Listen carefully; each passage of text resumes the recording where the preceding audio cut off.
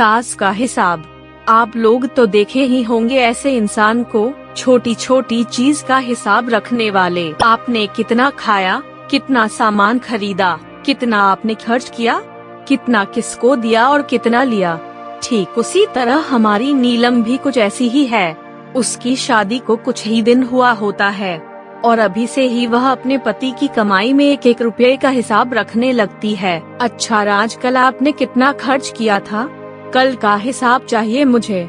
माँ जी की दवाई लेने गए थे ना, तो कितने खर्च हुए? अच्छा, वो माँ की दवाइयाँ में 5,000 रुपये की खर्च आई थी।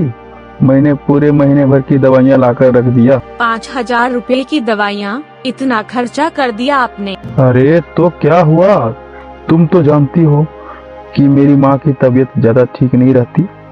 उनके लिए दवाइयाँ कितनी जरूरी है। हाँ हाँ, वो तो सही बात है, लेकिन मैं कहती हूँ कि माँ जी को अपने खर्चों पर रोक लगानी चाहिए। मुझे समझ में नहीं आता क्यों तुम्हें खर्चे की इतनी पड़ी रहती है। वो मेरी माँ है। मैं तो आपके लिए कह रही थी, आप इतनी मेहनत से पैसे कमाते हो, मैं तो बस इतना चाहती हूँ कि हम थोड़े से पैसे बचा लें अपने भविष्य के लिए। हाँ, तुम्हारी बात सही है, पर इसका मतलब ये तो नहीं कि माँ की दवाइयाँ और जरूरी खर्चों के लिए उन्हें मना कर दूं। अब नीलम जब से इस घर में शादी करके आई है, तब से उसे अपनी सास के खर्चे से बहुत परेशान रहने लगी है। उसे लगता है कि उसकी सास पर जो खर्चा किया जा रहा है वह बेफिजूल है, इसलिए वह हर छोटे बड़े खर्च का हिसाब रखा करती है। माँ जी, मैं बाजार जा रही हूँ सब्जी लेने। तुम बाजार जा रही है तो पालक और करेला भी लेते आना। बहुत दिनों से खाई नहीं हूँ। वैसे भी मुझे पालक और करेला बहुत पसंद है। अभी पिछले महीने तो आपने करेला और पालक मंगवाए थे। हाँ, डॉक्टर ने मुझे करेला का जूस पीने को कहा है, इसलिए बोल रही हूँ। माँ जी, आपके खर्चे ना बढ़ती जा रही है, खर्चा में रोक लगाए। आपको पता है आजकल सब्जियाँ कितनी महंगी हो गई हैं, और आपको पालक और करेला खाना है? अरे वाह! ठीक है, जो तुम्हें अच्छा लगे, लेकिन वो दोनों सब्जी लेकर आना। बस ये तो मुझे डॉक्टर ने कहा था, इसलिए। माँ जी, आपको समझना चाहिए, राज अकेला ही कमाने वाले और आपके खर्चे पहले से ज्यादा है। अभी आपकी दवाइयाँ में उन्होंने इतना खर्च कर दिया। ऐसे में आप ही बताइए, क्या बैलेंस करेंगे अपने भविष्य के लिए? हाँ हाँ बहू, मैं सब समझती हूँ, पर राज अच्छा पैसा कमा लेता है तो इतने खर्चे की चिंता क्यों करती हो तुम? आपको थोड़ा अपनी जरूरतों पर काबू रखना चाहिए माँ जी। नीलम अपनी सास को हमेशा ही खर्चे के लिए सुनाती रहती, पर उसकी सास कभी किसी भी बात का बुरा नहीं मानती। हालांकि वह पैसे अपने बेटे से मांगती थी, लेकिन माँ और बेटे के बीच में नीलम हमेशा आती रहती। राज बेटा, तुम ऑफिस जा रहे हो क्या? मुझे कुछ काम था। मैं कह रही थी आज देवी के मंदिर में प्रसाद चढ़ाने जाना था, बड़े दिनों से आशा थी। हाँ हाँ माँ, क्यों नहीं, मैं पैसे देता हूँ। आप पूरे परिवार की तरफ से प्रसाद चढ़ा देना। किस बात का प्रसाद चढ़ाना है आपको माँ जी?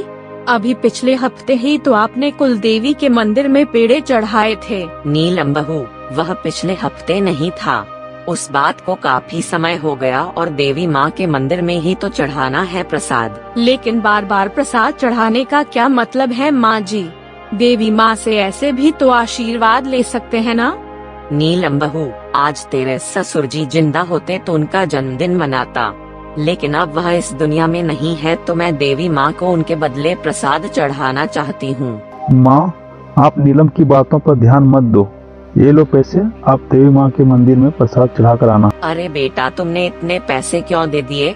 मुझे इतने पैसे नहीं चाहिए। अरे रख लो माँ, बाद में किसी और काम में उपयोग कर लेना।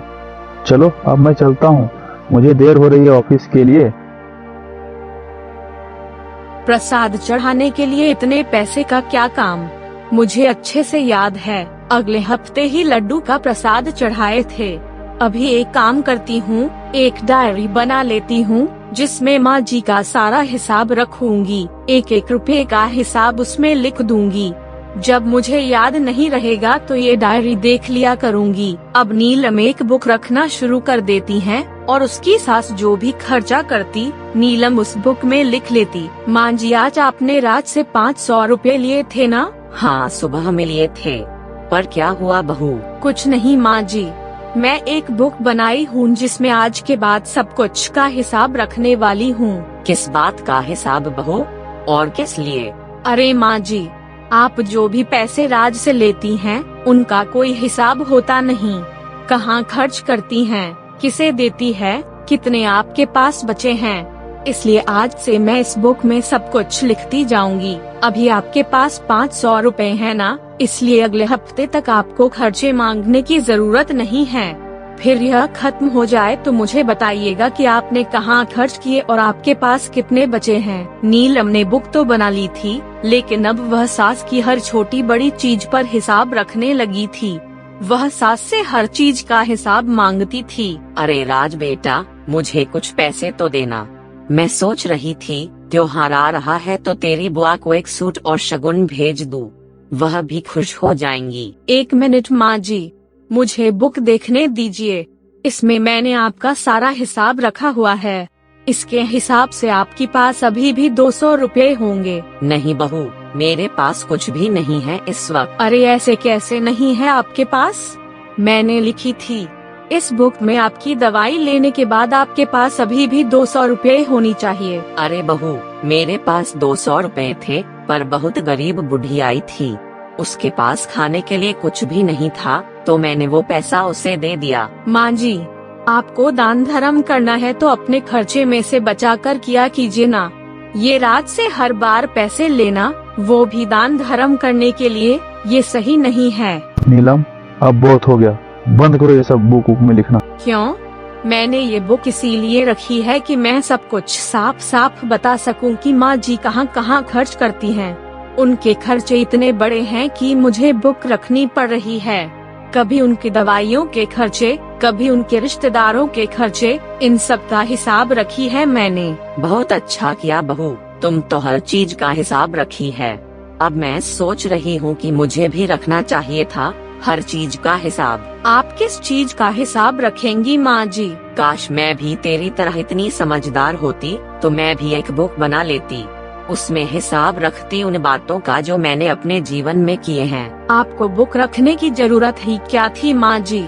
क्या लिखते उसमें? मैं उसमें वो हिसाब लिखती जब मैंने कई सारी रातें अपने बच्चे के ऊपर खर्च कर दी जबकि मैं सारी रात सो सकती थी। मैंने अपने कितने साल खर्च कर दिए, अपनी नौकरी छोड़ दी, यह सोचकर कि मेरे बच्चे को मेरी ज्यादा जरूरत है। मुझे वह खर्चा भी लिखना चाहिए था। जब मैंने अपने सारे गहने बेचकर अपने बेटे की पढ़ाई को अहमियत दी, उन सारे दिनों का हिसाब भी लिखना था जब मैं यह प्रार्थना करती थी कि उसकी तरक्की हो जाए। बुक में मैं यह भी लिखती कि उसके पिताजी के जाने के बाद मैंने उसकी शादी अकेले करवाई। ये सारे हिसाब से बढ़कर मेरी दुआ का हिसाब भी लिखना था। लेकिन क्या करूं बहू, मैं तो इतने समझदार हूँ नहीं। अगर होती तो ये सारे हिसाब मैं उस बुक में जरूर लिख लेती। माँ, नीलम की तरफ से मैं आपसे माफी मांगता हूँ। आप क्यों माफी मांग रहे हो राज? गलती तो मेरी है। मुझे अपने आप पर शर्म आ रही है कि मैंने बुक कैसे बना ली। कैसे मैं एक माँ का हिसाब रखने लगी जिसका कर्ज स्वयं ईश्वर भी नहीं उतार सकते। मैंने कैसे उनका हिसाब रख लिया। माँ जी, मुझे माफ कर दीजिए, मैं बहुत शर्मिंदा हूँ। आपकी बात सुनकर मुझे एहसास हो गया माँ, मैंने आज तक आपके लिए कुछ नहीं किया, जबकि आपने पूरी जिंदगी ही मेरे नाम कर दी। हम बच्चे अक्सर बड़े होकर भूल जाते हैं कि हमारे माँ बाप ने अपनी खुशियों को त्याग कर हमें खुशियाँ दी है, और हम उनके छोटे मोटे खर्चों का भी हिसाब रखने लगते हैं, जबकि माँ बाप की खुशियों का कोई मोल नहीं होता, माँ की दुआओं का कोई हिसाब नहीं होता। अगर बुक रखनी ही है तो उनके त्याग और प्रेम की दुआओं की रखो। यकीन मानो तुम हमेशा खुशी रहोगी।